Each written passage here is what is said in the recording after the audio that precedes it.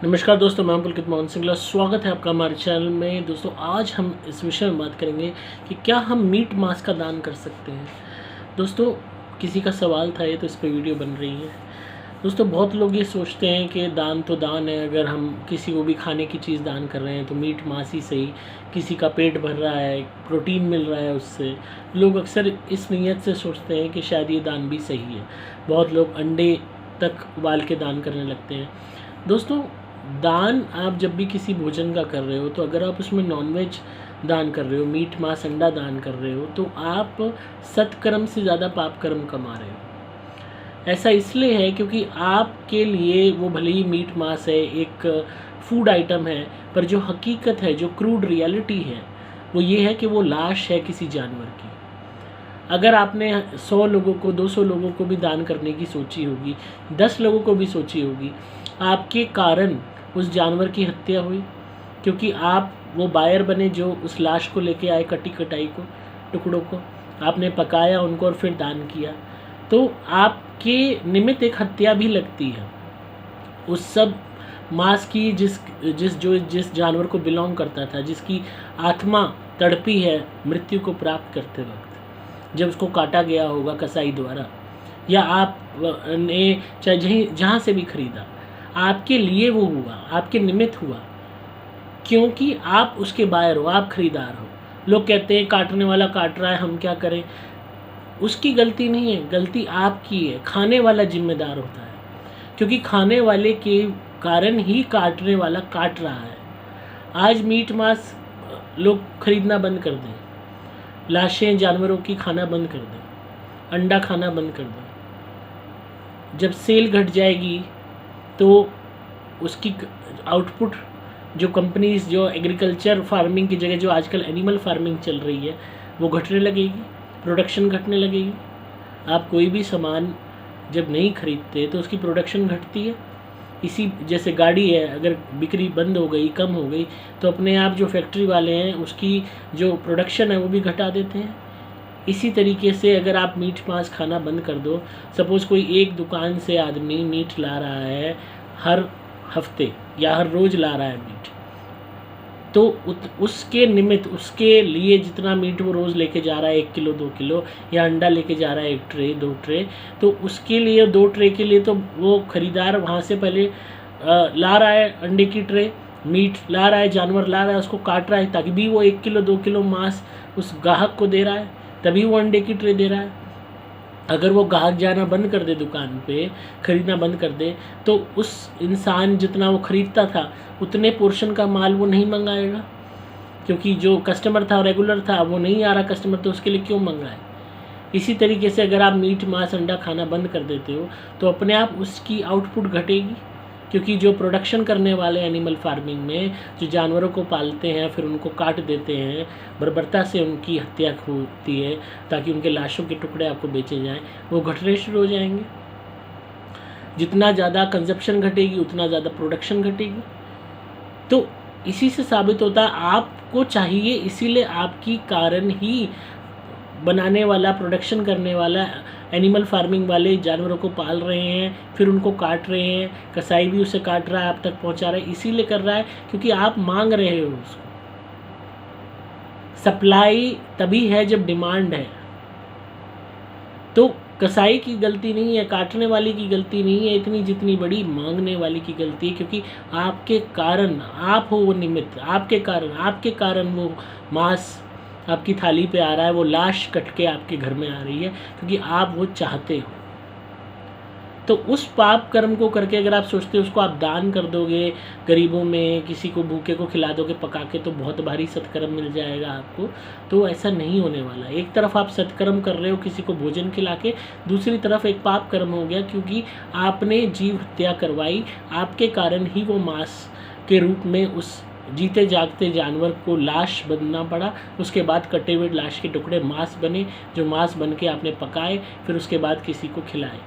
तो पाप कर्म भी हुआ, सत्कर्म भी हुआ, तो दोनों ही अपने आप में, यूँ कह लीजिए, सत्कर्म इतना बड़ा नहीं हुआ जितना बड़ा पाप कर्म हो गया।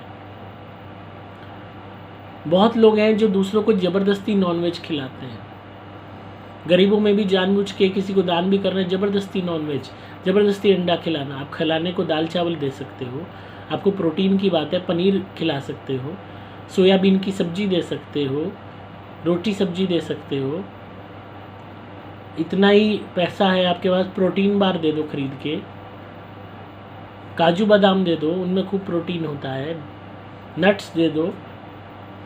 पर सीधा हिसाब लोगों को लगता है नहीं, अंडा हम खिला रहे हैं, मांस बांट रहे हैं, दान कर रहे हैं, बहुत बड़ा वो है जो। तो आप सत्कर्म कम कर रहे हो, पाप कर्म ज़्यादा कर रहे हो।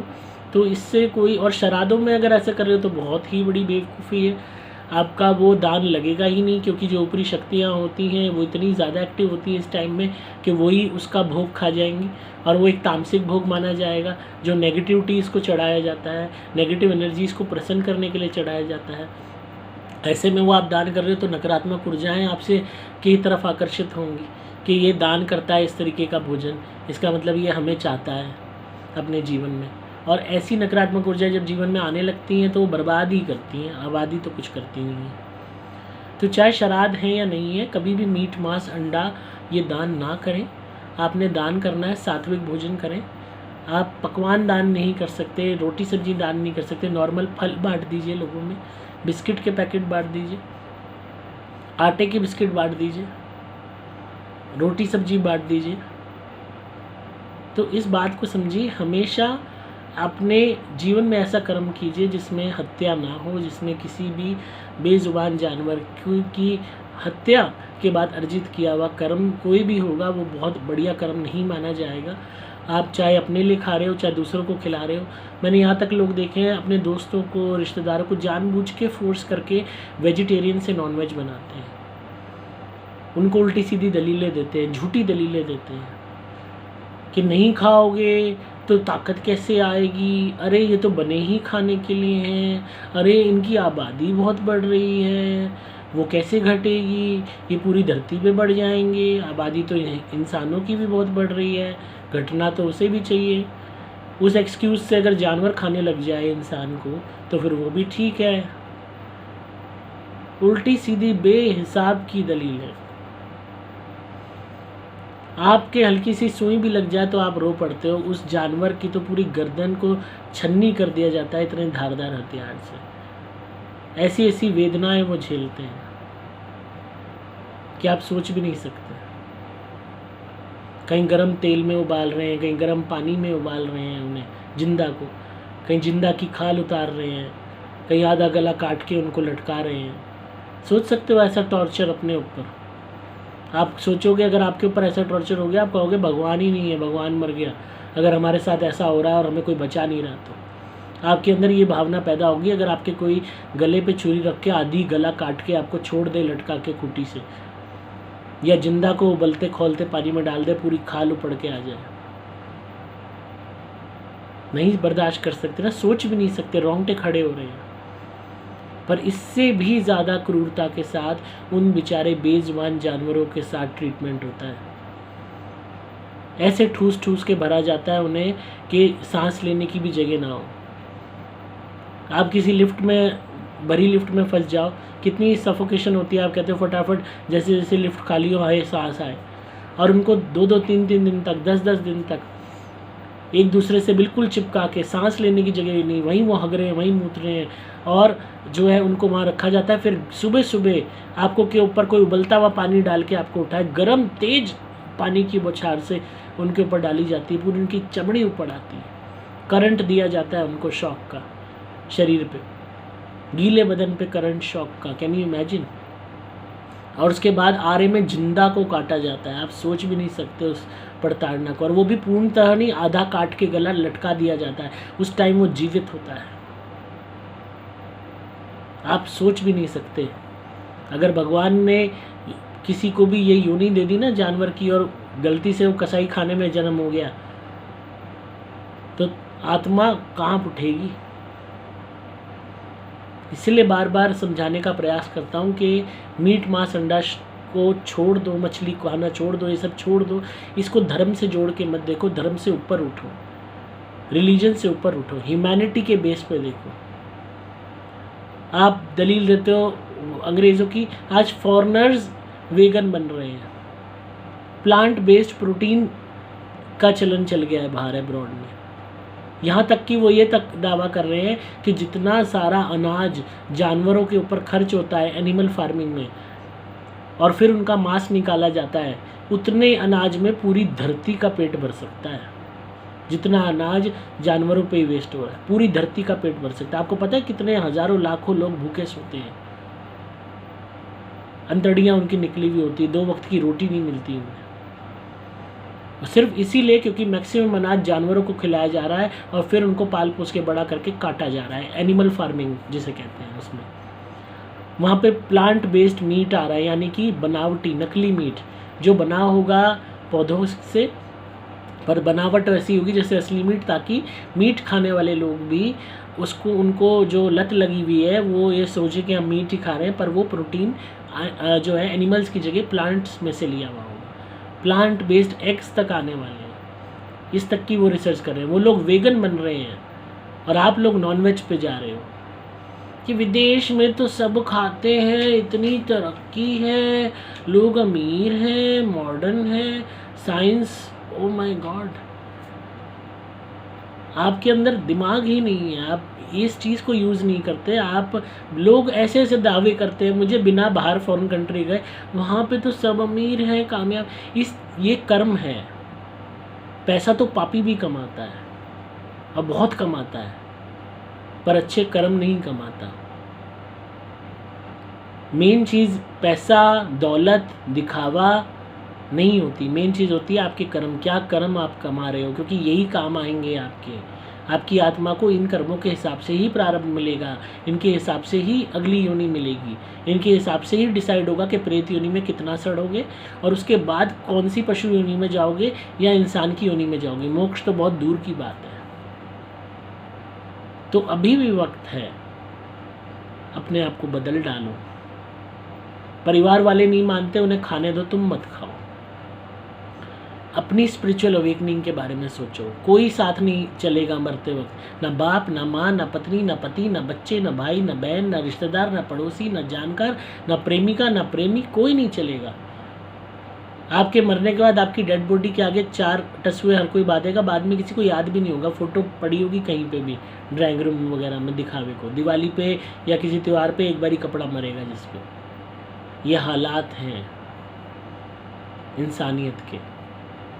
तो दूसरों के पीछे अपना कर्म खराब करोगे, तुम्हारी आत्मा तड़पेगी कि मैंने किन लोगों की बात मान के ये किया। मैंने बहुत लोगों को नॉनवेज छुड़वाया इसीलिए ताकि वो अपनी स्पिरिचुअल अवेकनिंग की सोचे। मैंने केस किया था जहाँ एक लड़की थी, उसके फादर के फ्रेंड जो थे उसको बचपन से ज़बरदस्ती फोर्सफुली मीट खिलाते थे कि नहीं खाना है, और उसको दिल से उसकी आत्मा कहती थी कि नहीं, मुझे अच्छा नहीं लग रहा, मेरी कॉन्शियस नहीं अलाउ कर रही, मेरे को ठीक नहीं लग रहा। अब जाके वो पूरी ज़िंदगी वो मीट खाती रही। अब जवानी में जब वो हमारे चैनल से कनेक्ट हुई, तब उन्होंने मेरी कोई नॉनवेज के अगेंस्ट मैंने वीडियो बनाई थी कि नहीं खाना चाहिए, उन्होंने देखी और उन्होंने विदिन 2 डेज़ नॉनवेज छोड़ दिया। जो लड़की 25 साल से नॉनवेज खा रही थी, और वो कह रही है कि हर वक्त मेरी आत्मा मुझे कचोटती है। बहुत लोग ये सवाल भी पूछते हैं कि हमने पूरी ज़िंदगी नॉनवेज खा लिया, अब हम छोड़ रहे हैं, तो पुराने पाप से कैसे बचें। जो पुराना कर्म हो गया वो तो हो गया दोस्त, वो तो नहीं बदला जा सकता। पर ये एक रियलाइजेशन करना, इस बात की का एहसास करना कि हाँ, हमसे गलती हुई है, चाहे हमारे ही द्वारा, चाहे औरों के द्वारा प्रेरित होकर हमने ऐसा किया, चाहे हम ऐसे परिवार में थे जहाँ पे मीट मांस खाया जाता था। पर अब हमने जब इस चीज़ को छोड़ दिया, अपनी गलती को रियलाइज़ कर लिया, ये भी एक बहुत बड़ा स्टेप है टुवर्ड्स योर स्पिरिचुअल अवेकनिंग। कहीं ना कहीं ईश्वर आपको इशारा कर रहे हैं कि तुम सही दिशा में अब चल पड़े हो। आगे जितना भला कर सकते हो जानवरों का, अपनी ज़िंदगी का लक्ष्य बना लो, उतना करो। इंसानों का, जानवरों का, ज़रूरतमंदों का, और जो हो गया उसको मत याद करो, आगे के कर्म सुधारो। मेन चीज़ यही होती है। बाकी आपकी अपनी मर्ज़ी, आपकी अपनी कॉन्शियस है। तो आई होप आपको आज की वीडियो पसंद आई होगी। तो इसी तरह सुनते रहिए, प्यार देते रहिए, सब्सक्राइब कीजिए चैनल को ताकि आपको परलौकिक और आध्यात्मिक दुनिया का ज्ञान मिलता रहे। अगर आप किसी भी भूत प्रेत ब्यादा या नेगेटिविटी से परेशान हो गए या ब्लैक मैजिक आप पे कोई बार बार कर रहा है, घर में काम नहीं बनता, झगड़े फसाद रहते हैं, कलेश रहता है, घर का कोई परिजन मर गया है, सता रहा है या आपको दिख रहा है या नहीं दिख रहा है, तो आप व्याकुल हो तो आप मेरी धुनी मंगाइए, सुपर प्लैटिनम या सुपर स्पेशल एक्स्ट्रा घर में जलाइए, आपको बहुत अच्छे रिजल्ट्स मिलेंगे। जो प्रार्थना धुनी से करेंगे वही काम बनने लगेंगे। आप मेरे द्वारा भी मंत्रित कवच या लॉकेट भी धारण कर सकते हैं अपनी रक्षा के लिए। आपको सिंपली मोबाइल नंबर 8130331007 पे व्हाट्सएप मैसेज या कॉल करना होगा। डिस्क्रिप्शन में आपको डिटेल्स मिल जाएंगी। मैं हूँ आपका दोस्त पुलकित मोहम्मद सिंगला।